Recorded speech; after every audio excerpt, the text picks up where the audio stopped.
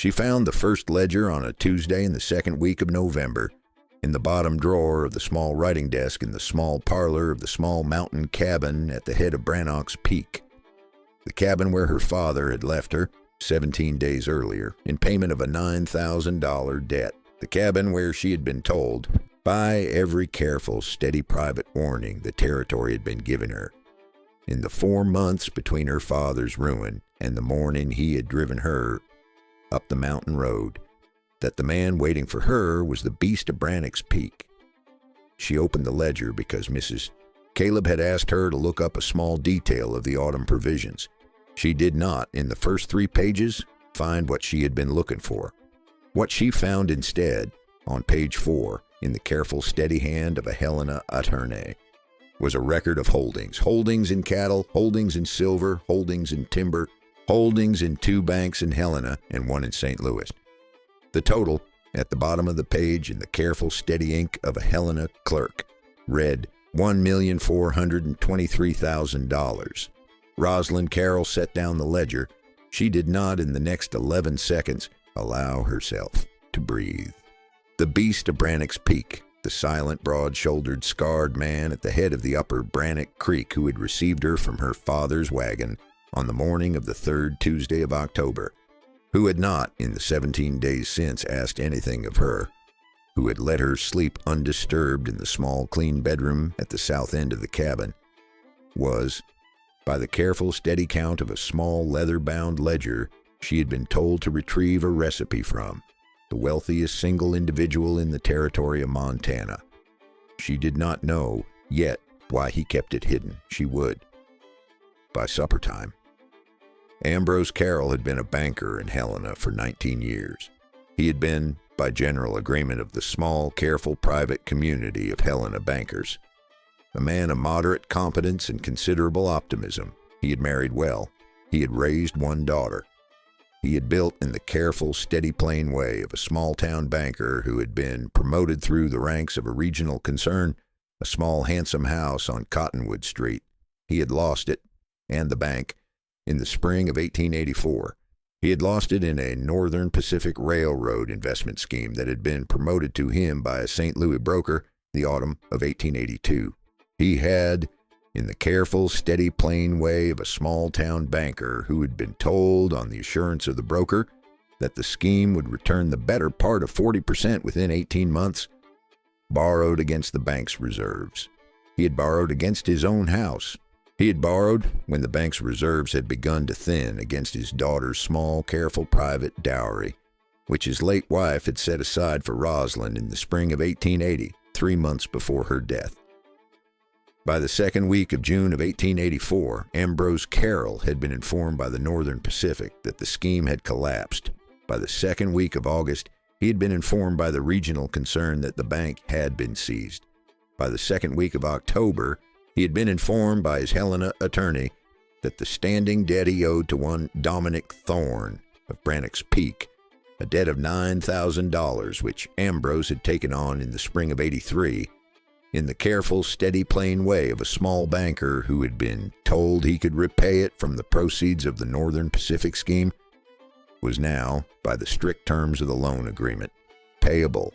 Ambrose Carroll did not have $9,000. Ambrose Carroll did not have $900. Ambrose Carroll had, in the small, careful, private way of a man who had been ruined in 3 months, the deed to a small empty house on Cottonwood Street, the small carriage and team that had been left him by the regional concern as a courtesy, his daughter Rosalind, and the small leather-bound Bible of his late wife. In the 3rd week of October, he had received a letter from a Helena attorney representing Mr. Thorne of Brannock's Peak. The letter had been 1 paragraph long. It had explained that Mr. Thorne was prepared, in lieu of the $9,000 debt, to accept Miss Rosalind Carroll in marriage, that the marriage would be performed by proxy at the Helena attorney's office on the 2nd Sunday of October, that Mr. Carroll would sign as guardian of his daughter, that Mr.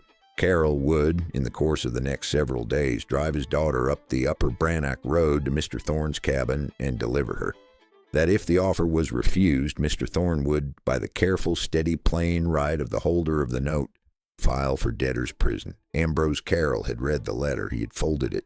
He had walked up the stairs of the small empty house on Cottonwood Street to the small bedroom where his daughter Rosalind, who had been 24 years old, who had not been told of any of the negotiations of the previous 4 months, who had been spending her days reading her mother's small leather-bound Bible by the kitchen window in the kind of careful, steady, plain quiet of a young woman who had decided, in the cold dark of her father's ruin, that she would not be the daughter who fled, had been sitting at the small writing desk.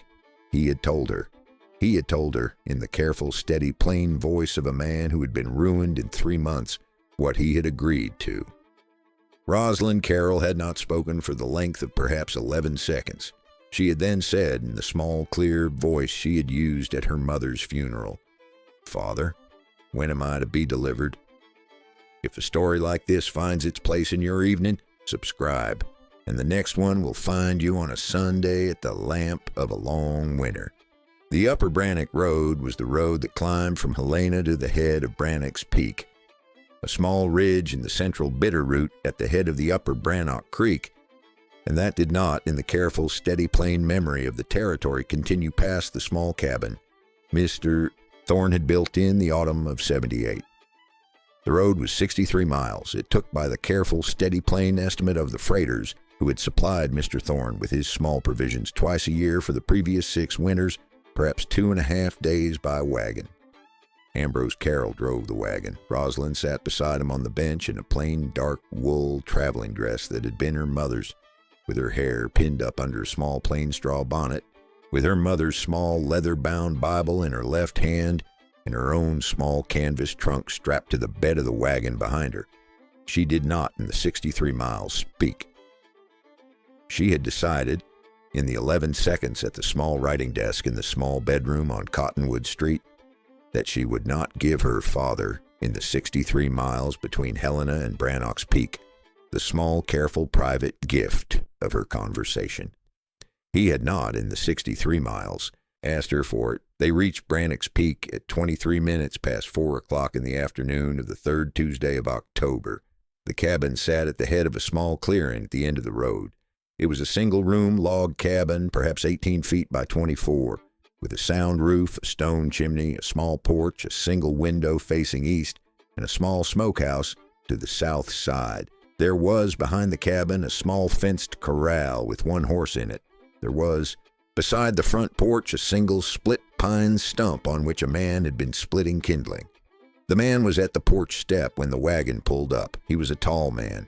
He was broad-shouldered. He wore a dark wool coat, old, well cared for, mended at one cuff, over a faded chambray work shirt and dark canvas trousers.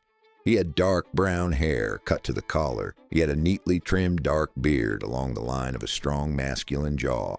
He had a long, pale scar that ran from the line of his hair at the right temple down across his forehead and stopped at the bridge of his nose, a scar that the territory of Helena had been calling since the autumn of 1878 the mark of the beast of Brannock's Peak.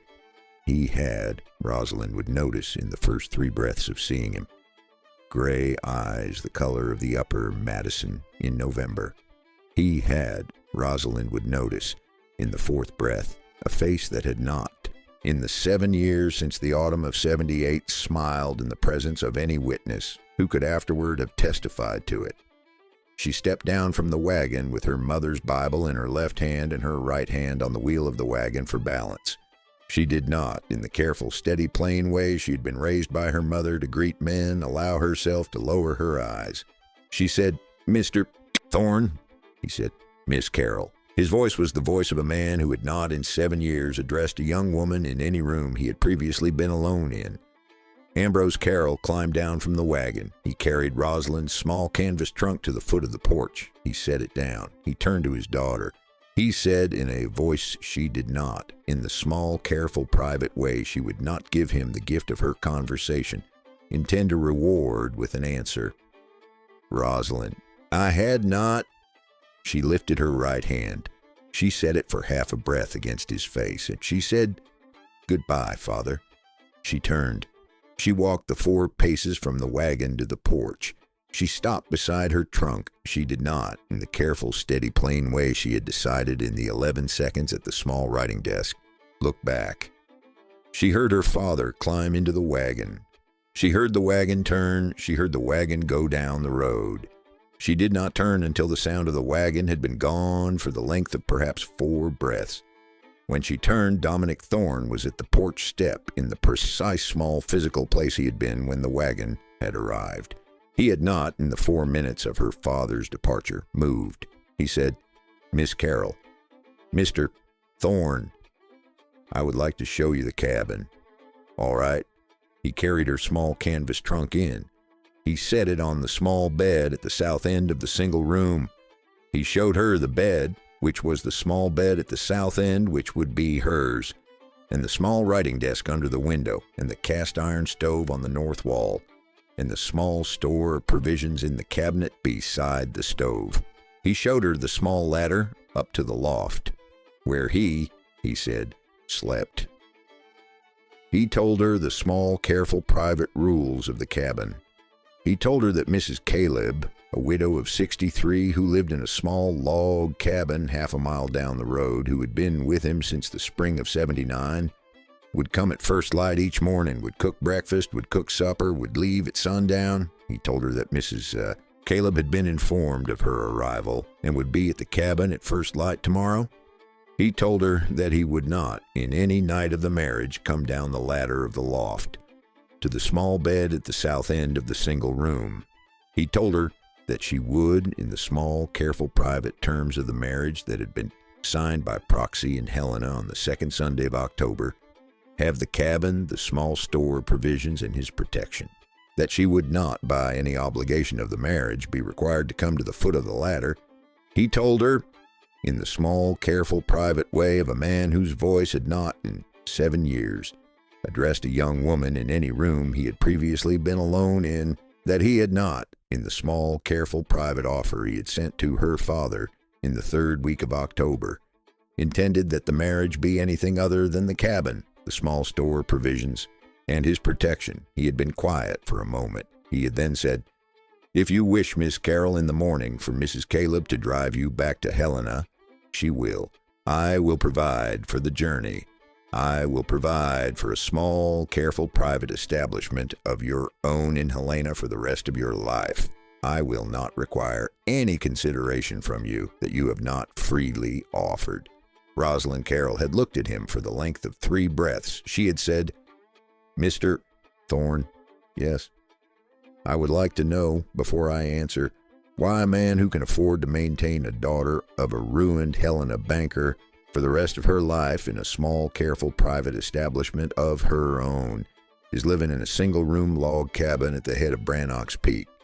He had not spoken for the length of perhaps 11 seconds. He had said, "Miss Carroll, yes, I would prefer to answer that question, if you will permit me, at some later point in the marriage. I would prefer this evening that you not ask it." She had looked at him. She had said, "Mr. Thorne, yes, you may have until the 2nd week of November. Acceptable? In the meantime, I will not be driven back to Helena in the morning. I'll stay at the cabin. I will eat the breakfast Mrs. Caleb cooks. I will sleep in the small bed at the south end. I will not, by any consideration of the marriage, come to the foot of the ladder. We will, in the next several weeks, see what we are. All right, Miss Carroll." Rosalind. He had, in the small, careful, private way of a man who had not used a young woman's given name in the cabin, at the head of Brannock's Peak in 7 years, said it with the steady, careful warmth of a man who had been preparing for the saying of it for the 4 weeks since he had written the letter to Ambrose Carroll. She had heard the warmth. She had not, in the small, careful, private way of a young woman who had been driven 63 miles up the upper Brannock Road in the careful, steady silence of her own decision, allowed herself to receive it. She would. She did not know yet what was in the bottom drawer of the small writing desk under the window. The 1st week was quiet. Mrs. Caleb arrived at first light. She was a widow of 63 with a kind face, with iron gray hair pinned up under a small white kerchief. with the careful, steady warmth of a woman who had been raised in a small Methodist farmhouse in Iowa, and who had not, in the 7 years she had been keeping the cabin at the head of Brannock's Peak for Dominic Thorne, allowed herself to comment on the small, careful, private arrangements of her employer. She cooked breakfast at the cast-iron stove. She cooked supper at the cast-iron stove. She washed the small, careful, plain linen at a small, careful, plain wash tub behind the cabin. She did not, in any of the 7 years she had been at the cabin, ask Mr. Thorne why he lived as he did. She had not, in any of the 7 years, been told. By the third morning of Rosalind's residence, Caleb had begun to address her as Mrs. Thorne. By the fifth morning, she had begun to ask Mrs. Thorne whether the kitchen would be required to consider any small, careful changes to the menu, on the careful, steady, plain grounds that Mr. Thorne had not in 7 years allowed himself to comment on the menu, and on the grounds that Mrs. Thorne had been raised in a Helena banker's household and might have small, careful preferences Caleb would prefer to know about. Rosalind had not, in the small, careful, private way of a young woman who had been driven 63 miles up the upper Brannock Road, had any preferences. She had said, "Mrs. Caleb, I will eat what Mr. Thorne eats. I would prefer not to be a burden in any small, careful way on the household." Mrs. Caleb had looked at her. Mrs. Caleb had said, "Mrs. Thorne, I have been waiting for the better part of 7 winters for the kitchen of this cabin to be required to know what a young woman of good character prefers for breakfast. I would prefer, if you will permit me, that you tell me." Rosalind had laughed for the first time in the 4 months since her father's ruin, and the sound had not, in the small, careful, private way of a young woman who had been raised by a Methodist mother not to embarrass herself, embarrassed her. She had said, "I would prefer oatmeal, Mrs. Caleb, with a small, careful amount of honey. My mother used to make it that way." Mrs. Caleb had made it that way. By the 7th morning of Rosalind's residence, Dominic Thorne had begun to eat his breakfast at the small writing desk under the window in the careful, steady, plain way of a man who had decided that the small kitchen table, where Rosalind ate hers, was a small, careful, private space that did not, in his careful, steady, plain opinion, require his presence. He took his breakfast at the writing desk. He took his supper at the same desk, in the same small, careful, plain way. He did not, in any of the first 7 mornings, speak more than 3 sentences to Rosalind. Most of them concerned the weather. But on the 4th morning he had, at the careful, steady, plain hour of 7 o'clock, when Rosalind had been at the kitchen table with her oatmeal, looked up from a small folded paper he'd been reading and had said, "Mrs. Thorne," she had said. "Hi, Mr. Thorne. Mrs. Caleb has informed me you read." "Yes." "There is a small chest under the bed in your room. I would prefer not to ask Mrs. Caleb to move it. It contains 41 volumes. They were my mother's. She brought them west with her in the spring of '67. She died in the autumn of '78. I have been reading them in the 7 years since at a pace of perhaps 2 per winter. They are at your disposal in any order for the duration of your residence." She had said, "Thank you, Mr. Thorne." That afternoon she had, in the careful, steady, plain way of a young woman who had been raised in a Helena banker's parlor, not to look in the small private spaces of strangers, opened the chest under the bed in her room. She had found on the top of the chest a small leather-bound copy of Pride and Prejudice. She had found beneath it a small leather-bound copy of the Iliad in the original Greek with a small annotated translation on the facing page, in the careful, steady, plain hand of a Methodist mother who had clearly been a Greek scholar. She had found, beneath the Iliad, a small, careful, steady volume of John Donne. She had found, beneath the John Donne, 38 other volumes, all of them in the small, careful, steady, plain order of a private library that had been built by a woman who had loved her books with the careful, steady, plain attention of a person who had not, in her life, had a great deal of company. Rosalind Carroll had not, in the small, careful, private way of a young Helena banker's daughter, allowed herself to picture the kind of household that would contain such a chest. She had pictured it now. She had, By the end of the second week, read the first volume of John Donne twice. By the end of the second week, Rosalind had taken over the small, careful private kitchen accounts from Mrs. Caleb. By the end of the third week, she had begun to walk. In the small, careful, plain afternoons when Dominic Thorne was at the upper end of the small clearing splitting kindling, or at the small, careful, plain corral working with the horse. Down the road to Mrs. Caleb's small log cabin to take tea with Mrs. Caleb's two daughters, who were both in their 30s, who both lived with their mother, and who both, by the careful, steady, plain account of Mrs. Caleb, had been telling their mother for 7 winters that they would prefer she retire from the small, careful work at Mr. Thorne's cabin. Mrs. Caleb had, by the third week of Rosalind's residence, begun to refuse her daughter's suggestions on the careful, steady, plain grounds that she had not, in 7 winters, had the small, careful pleasure of cooking for a young woman who had grown up reading John Donne and who knew how to season oatmeal with honey. By the 4th week, Rosalind had begun to ask Dominic Thorne, at the careful, steady, plain hour of 7 o'clock in the morning at his writing desk under the window, small, careful, private questions about the country. He had answered them. By the 5th week, on the morning of the 2nd Tuesday of November at the careful, steady, plain hour of 7 o'clock, Mrs. Caleb had asked Rosalind whether she might check a small, careful detail of the autumn provisions, which were kept in the bottom drawer of Mr. Thorne's small writing desk. Mr. Thorne had been out of the cabin. He had ridden down to a small, careful, private appointment at the foot of the road with a man Mrs. Caleb had not been told the name of. He would not be back until supper. Rosalind had crossed to the writing desk. She had opened the bottom drawer. She had found beneath 3 folded ranch contracts, beside a small cedar box she had not been told the contents of, a small leather-bound ledger. She had opened it. She had read the first 3 pages. She had read the 4th. By the bottom of the 4th page, in the careful, steady ink of a Helena clerk, she had found the small, careful, steady number that had, in the small, careful, private way of a young Helena banker's daughter who had been raised to read ledgers, gone very still around her, $1,423,000. She had not, in the next 4 hours, moved from the small, careful, private armchair beside the cast-iron stove. She had not, in the next 4 hours, allowed Mrs. Caleb to take the ledger from her. She had read the 2nd ledger, the 3rd, the 4th. She had understood, by the end of the 4th ledger, the small, careful, private architecture of an empire that had been kept hidden from the territory of Montana for 7 winters.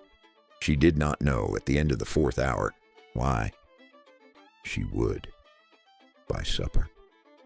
He came in at 20 minutes past 5.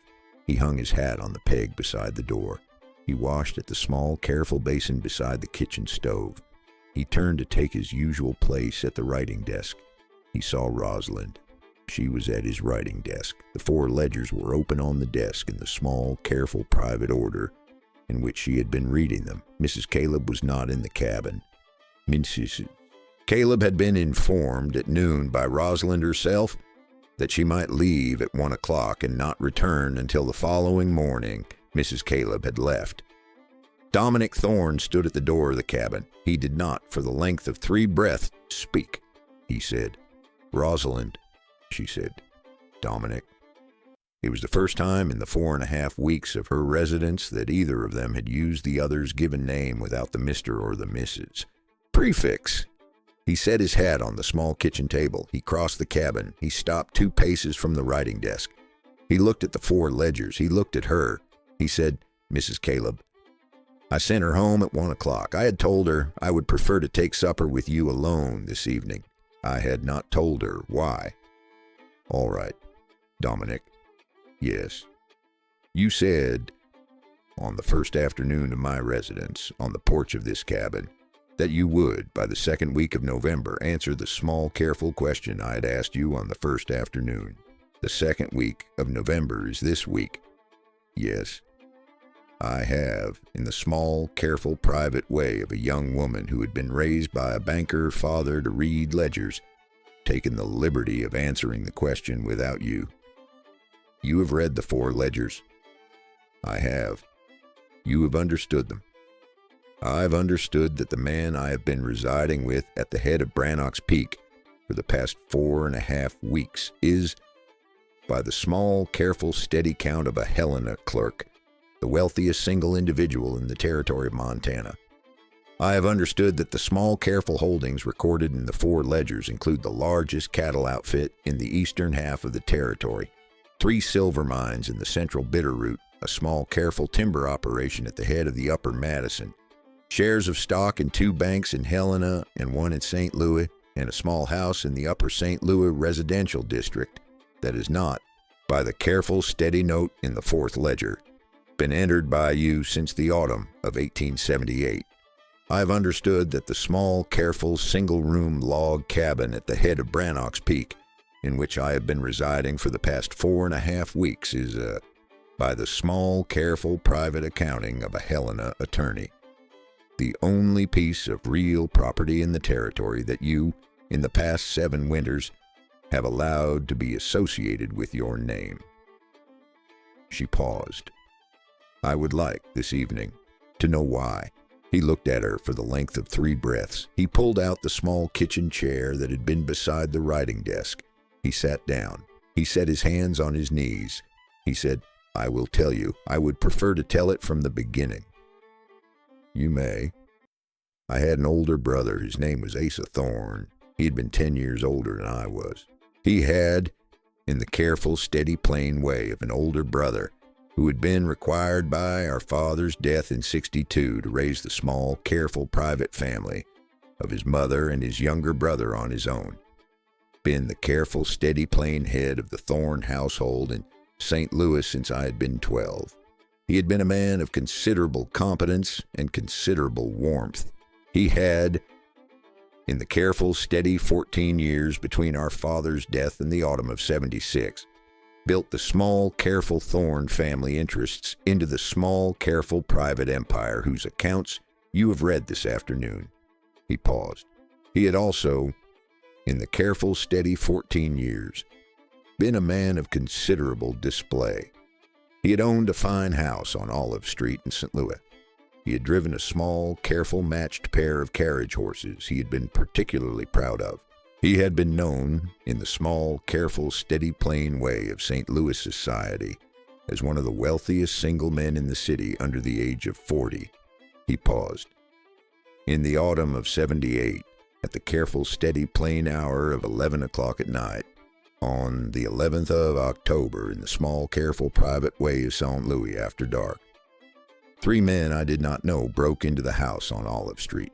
They had been informed by an old hand we had once employed at the careful, steady, plain stables behind the house that there was a small, careful, steady safe at the back of the library on the 2nd floor that contained, on any given night, the careful, steady, plain payroll of the small St. Louis bank we were then maintaining a controlling interest in.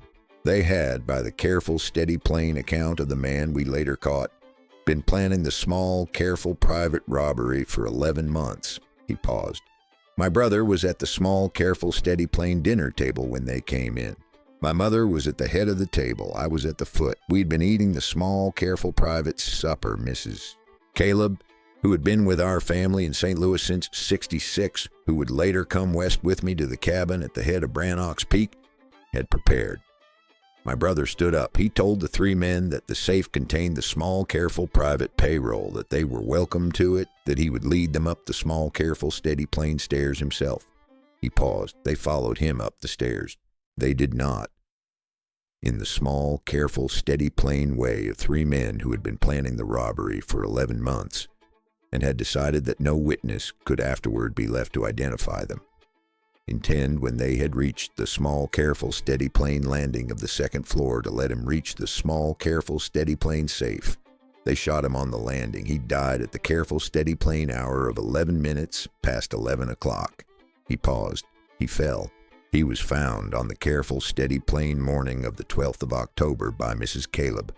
I was, at the careful, steady, plain moment of his death, at the foot of the small, careful, steady, plain dining table on the 1st floor. I had been pushed under the small, careful, steady, plain dining table by my mother. My mother had pulled the small, careful, steady, plain tablecloth down to hide me. She had then walked to the small, careful, steady, plain foot of the stairs and had told the three men in the careful, steady, plain voice of a Methodist mother who had decided, in the small, careful, steady, plain 7 seconds after her older son had been shot, that she would not lose her second son in the same hour. That the small, careful, steady, plain safe at the back of the library had been emptied that afternoon, and that the small, careful, steady, plain payroll had been deposited at the bank. He paused. The three men had, in the small, careful, steady, plain way of three men who had been wrong about the safe, beaten her. They had killed her at the small, careful, steady, plain foot of the stairs at 23 minutes past 11 o'clock. They had then left through the small, careful, steady, plain back door without entering the library on the second floor. He paused. I had been under the small, careful, steady, plain dining table when they left. I had not, in the small, careful, steady, plain way of a 22-year-old man who had been pushed under a small, careful, steady, plain dining table by his mother, moved. I had heard from under the table the careful, steady, plain sound of my mother being killed at the small, careful, steady, plain foot of the stairs. He paused. By morning, I had decided, in the small, careful, steady, plain way of a young man who had been required to listen to his mother be killed from under a small, careful, steady, plain dining table, that I would not, at any winter of the rest of my life, allow another careful, steady, plain person who had been kind to me to be put in the careful, steady, plain way of three men who had been planning a robbery for 11 months because the Thorne family had been known by the Careful, Steady, Plain Society of St. Louis to be wealthy. He paused. I left St. Louis on the careful, steady, plain morning of the 18th of October. I took Mrs. Caleb with me. I rode the careful, steady, plain stage to Helena. I rode the careful, steady, plain stage from Helena to Brannock's Peak. I built, between the autumn of 78 and the autumn of 79, the small, careful, single-room log cabin at the head of Brannock's Peak. I have, in the 7 years that have passed since, been managing the small, careful, private Thorne holdings through a Helena attorney named Hadrian Quentin, who has been the only person in the territory of Montana until this afternoon who has known what I own. He paused. In the autumn of 83, I received the small, careful, steady, plain quarterly report from Mr. Quentin, in which he noted, in the small, careful, steady, plain way of a Helena attorney who had been making quiet inquiries on my behalf about my mother's small, careful, steady, plain family connections in the eastern United States, that my mother's small, careful younger sister, who had been 12 years younger than my mother, who had married a Helena banker named Ambrose Carroll in 1858, who had died in the spring of 1880, had left behind a daughter named Rosalind. He paused. Mr. Quentin had been informed that the small, careful, steady, plain Helena banker Ambrose Carroll had, in the spring of 1884, been ruined. He had been informed that the small, careful, steady, plain daughter Rosalind had been left, at the careful, steady, plain age of 24, without a small, careful, steady, plain inheritance, without a small, careful, steady, plain household, and without a small, careful, steady, plain mother to advise her. He paused. I wrote to Mr. Quentin in the second week of October of 1884. I asked him to write to your father. I asked him to make the small, careful, steady, plain offer he made. He paused. You are, Rosalind, my first cousin once removed. You are the only living member of the small, careful, steady, plain Thorne family besides myself. I did not, in the small, careful, steady, plain letter Mr. Quentin sent to your father, explain the relation, because explaining the relation would have required me to be identified by name in your father's small, careful, steady, plain correspondence in Helena.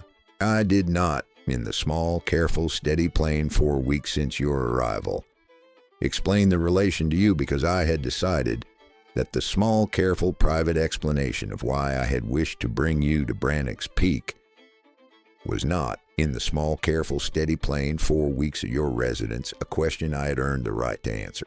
He paused. I am answering it now because you have asked. I am answering it because the 4 ledgers on the writing desk make the small, careful, steady, plain version of the question unavoidable. I am answering it because I had decided in the small, careful, steady, plain 4 weeks of your residence, that I would, at some careful, steady, plain hour of this week, ask you whether you would consider remaining at Brannock's Peak on a careful, steady, plain basis other than the small, careful, steady, plain marriage of arrangement we signed by proxy in Helena on the second Sunday of October. He paused. I had not, in the small, careful, steady, plain 4 weeks, found the small, careful, steady, plain courage to ask. He stopped. He looked at his hands. She did not, in the next 11 seconds, speak. She stood up from the small, careful, steady, plain chair beside the writing desk. She crossed the cabin in 3 steps.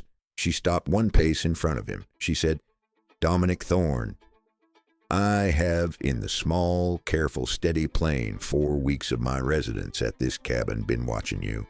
I have, in the small, careful, steady, plain 4 weeks, been required to revise 3 times the small, careful, steady, plain picture of you I'd been driven up the upper Brannock Road carrying. I had revised it on the first afternoon when you offered me the cabin without requiring me to come to the foot of the ladder. I had revised it on the 4th morning when you offered me your mother's library. I have revised it this evening in the careful, steady, plain way of a young woman who has just been told what was in the safe at the back of the library on the 2nd floor of a house on Olive Street in St. Louis on the night of the 11th of October of '78. She paused. I have not, in the small, careful, steady, plain 4 weeks, been able to picture, for any of the small, careful, steady, plain reasons my mother told me at the age of 14, what kind of man would put me in the small, careful, steady, plain way of finding out the answer. She set her hands against the front of his shirt, the warm chambray, the steady beat of his heart against her palms. I'm very pleased to have found out. Dominic Thorne. She lifted her face. She kissed him. It was the kiss of a young Helena banker's daughter who had been driven 63 miles up the upper Brannock Road to be delivered to the beast of Brannock's Peak, and who had found, at the head of the upper Brannock Creek, a man who had been kept hidden from the territory for 7 winters by the small, careful, private love of a Methodist mother who had pushed him under a dining table at the small, careful, steady, plain age of 22. It was the kiss of a man who had not, in 7 winters, been able to picture being kissed by a young woman whose mother had been the small, careful, steady, plain younger sister of the woman who had died at the foot of the stairs. When he drew back, he did not let go of her. He said, "Rosalind?" "Yes." "I had been preparing for the small, careful, steady, plain 4 weeks since your arrival, to give you the small, careful, steady, plain answer that would have permitted you to be driven back to Helena. You may this evening stop preparing." "I will." He held her against him, the breadth of him along the front of her, his hand at the back of her neck where her hair had come loose at the nape. And he held her with the steady, careful warmth of a man who had spent 7 winters in a single-room log cabin at the head of Brannock's Peak, picturing a small, careful, private hour at the end of the day in which a young woman would, against considerable expectation, walk to him across a small, careful, steady, plain cabin floor and not stop until she had reached him. Conclusion: they were married at the small Methodist church at Brannock's Peak by the small, careful, steady, plain Reverend Coombs, who had been brought up the road from Helena on the careful, steady, plain morning of the 2nd Sunday of December. In the small, careful, private ceremony Rosalind had requested, she wore a dress the color of pale wheat that Mrs. Caleb's 2 daughters had finished for her in 3 evenings of steady work. She pinned her hair with the same 2 simple wooden pins she had pinned it with on the afternoon of the 3rd Tuesday of October at the porch of the small log cabin. Mrs. Caleb attended. Mrs. Caleb's 2 daughters attended. Hadrian Quentin came up from Helena with his wife. Ambrose Carroll was not invited. Rosalind had, in the careful, steady, plain way of a young woman who had decided, in the 11 seconds at the small writing desk in the small bedroom on Cottonwood Street, that she would not give her father the small, careful, private gift of any further consideration. Not yet decided whether she would, in the small, careful, steady, plain years that followed, and see him again. She would, in the spring of 1886, decide that she would. She would, in the small, careful, steady, plain way she had been raised in her mother's parlor. To forgive what required forgiving, drive down to Helena on a Tuesday afternoon, and have tea with him at a small, careful, steady, plain hotel on Last Chance Gulch. She would not, in the years that followed, see him often, but she would not refuse him. He would die in the small, careful, steady, plain way of a small, careful, steady, plain banker who had been ruined in 3 months in the autumn of 1891. Rosalind would attend his funeral. She would not, by the careful, steady, plain account of Mrs. Caleb, weep. The wedding night was at the small log cabin at the head of Brannock's Peak. Dominic Thorne had, in the small, careful, steady, plain 4 weeks between the 3rd Tuesday of October and the 2nd Sunday of December, taken down the small, careful, steady, plain loft ladder. He had, in the small, careful, steady, plain way of a man who had been building a single room at the head of Brannock's Peak in the autumn of '78 because he had not, at the careful, steady, plain time, expected to share it, built a small, careful, private addition at the south end of the cabin. The addition was a small, careful, plain bedroom. The bedroom faced the rising sun. Rosalind Thorne stood at the window of the small, careful, plain bedroom in a plain white cotton nightdress. Mrs. Caleb had finished for her in the 4 evenings before the wedding. She watched the moon over the small, careful, steady, plain ridge of Brannock's Peak. Her husband came in. He stopped at the door. He had, in the 7 years since his mother had pushed him, under a small, careful, steady, plain dining table at 23 minutes past 11 o'clock on the night of the 11th of October of 1878, not entered a small, careful, steady, plain bedroom in any house in the territory of Montana. He entered now. He stopped in front of her. He took her by both shoulders. He looked at her for the length of 3 breaths. He said, "Rosalind." "Yes, Dominic." "This." "Yes." He kissed her, and he took her very gently to the small, careful, plain bed Mrs. Caleb had prepared for her at the foot of the rising sun.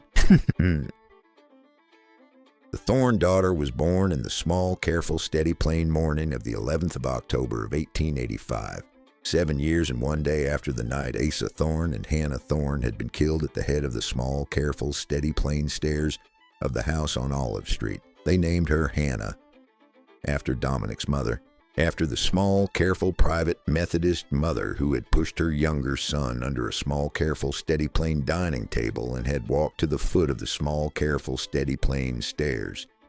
She had her father's gray eyes, the gray eyes of the Upper Madison in November, and her mother's small, steady, careful smile. She would, by the time she was 4, be the joint master of the small, careful, steady, plain log cabin at the head of Brannock's Peak, preferred by Mrs.